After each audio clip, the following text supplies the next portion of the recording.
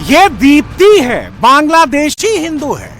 दीप्ति करीब 40-50 साल पहले बांग्लादेश के खुलना जिले से आई थी। अब इनको कानपुर में प्लॉट मिलेगा। ये परिवत हैं, ये भी बांग्लादेशी हिंदू हैं। 50-60 साल पहले बांग्लादेश से आए थे। मेरठ की अवैध बस्ती छोड़कर कानपुर जाने वाले हैं। इन्हें भी जमीन मिल गई है।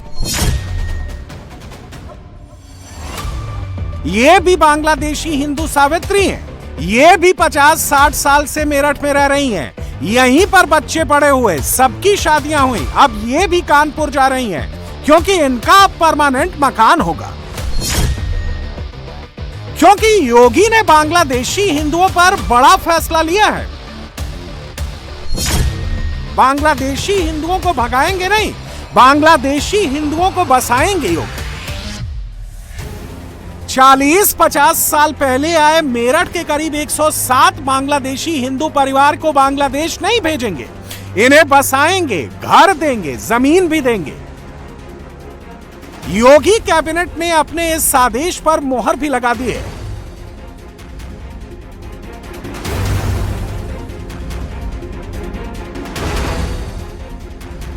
हस्तिनापुर के नंगला गोसाई गांव, जब आप यहां पहुंचेंगे तो यह पूरा इलाका जंगल से घिरा मिलेगा। यहीं पर एक बड़ी सी झील है जो फिलहाल सूखी हुई है। ज्यादातर इलाका वन विभाग का है और कुछ जमीन ग्राम समाज की है। यह पूरा इलाका हरित क्षेत्र होने के नाते एनजीटी के अंदर आता है और यहीं पर इन बांग्लादेशी हिंदुओं ने अवैध रूप से घर बना लिया, झोपड़ियां बना ली।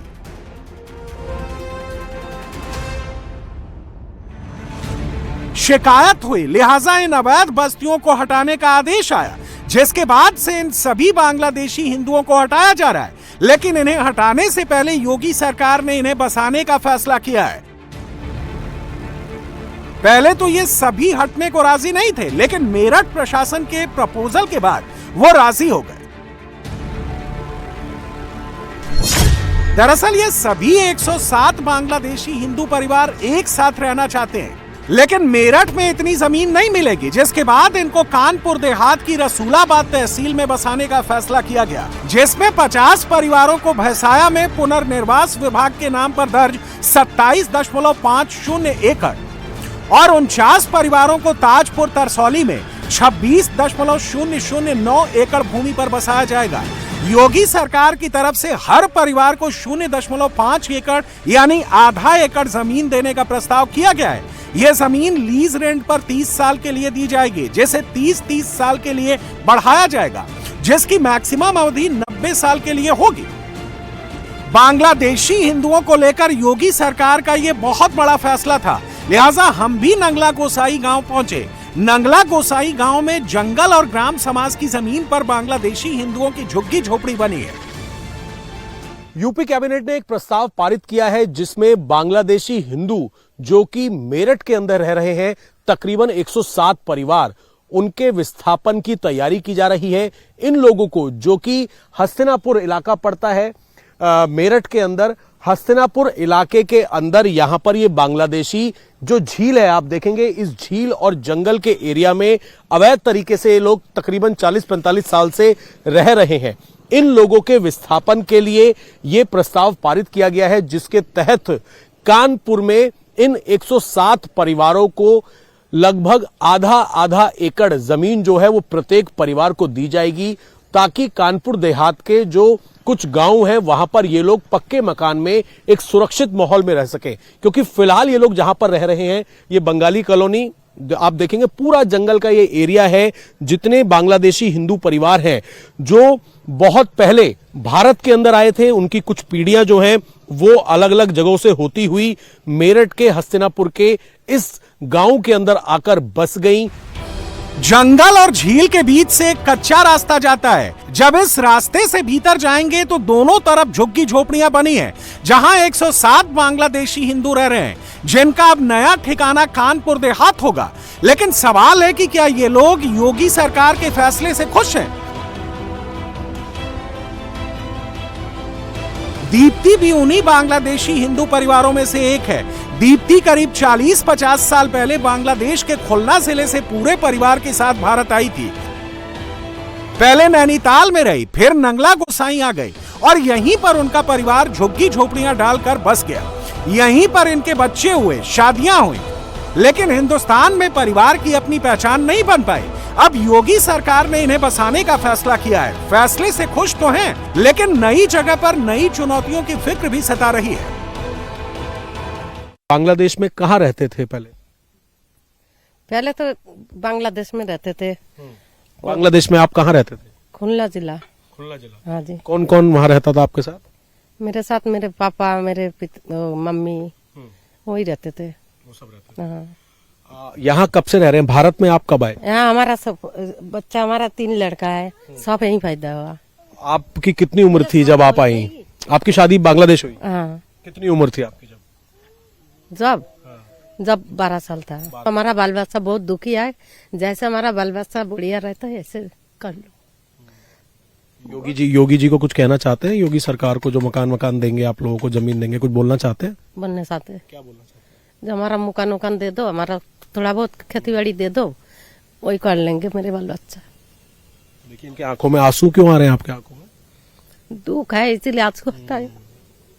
तो सरकार अब सोच रही है कि हमारे बांग्लादेशी जो भाई बहन हिंदू हैं उन लोगों को मकान दिया जाए, आप लोग अच्छी जगह रहें, तो संतुष्ट है? संतुष्ट है। असल में ये जो आप इलाका देख रहे हैं ये झील का इलाका है, झील का और जंगल का इलाका है, जहां पर ये काफी सालों से जो बांग्लादेशी हिंदू हैं वो यहां पर रह रहे हैं। इस तरीके के कच्चे मकान, झोपड़ी बनाकर यहां पर रह रहे हैं, मिट्टी के मकान बनाकर।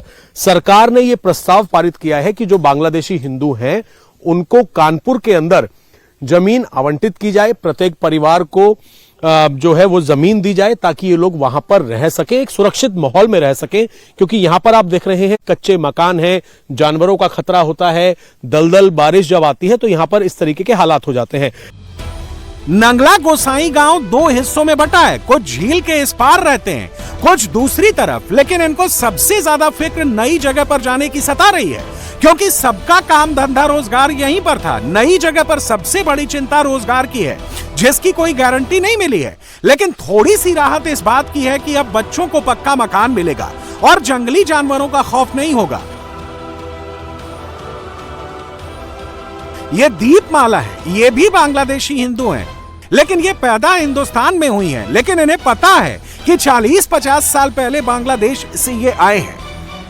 पहले मैं आपको दिखा दूं, इस तरीके के कच्चे मकान हैं, ये मिट्टी के, गोबर से लीप के इस तरीके के मकान यहाँ पर बनाए हुए हैं। इन मकानों में रहने को ये परिवार मौजूद है।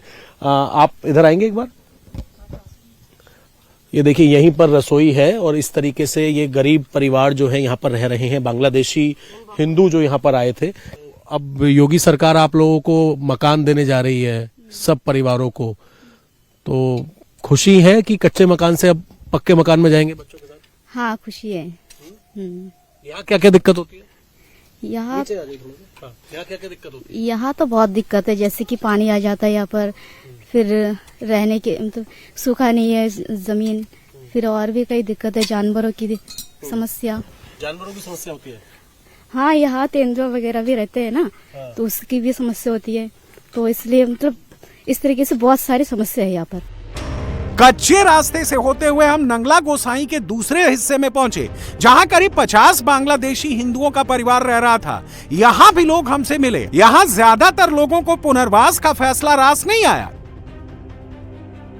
इसी में से एक है ये बुजुर्ग परिवार। जब हम इनसे बात करने पहुंचे तो गांव के कई और बांग्लादेशी हिंदू आ गए। परिवार 50-60 साल पहले बांग्लादेश से आए थे। बताते हैं कि बांग्लादेश के खुलना जिले के रहने वाले थे।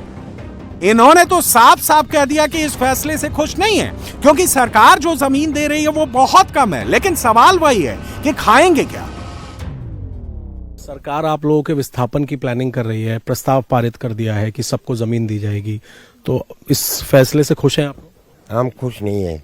आधा एकड़ जमीन है, हमारा खुश नहीं है। हमारा 2.5 एकड़ जमीन मिल जाता है तो हम चल जाएंगे, नहीं तो यही पड़ा रह जाएंगे। और क्या करें बताओ, मजदूरी यही करके खाएंगे, पेट पालेंगे, बच्चा को पालेंगे।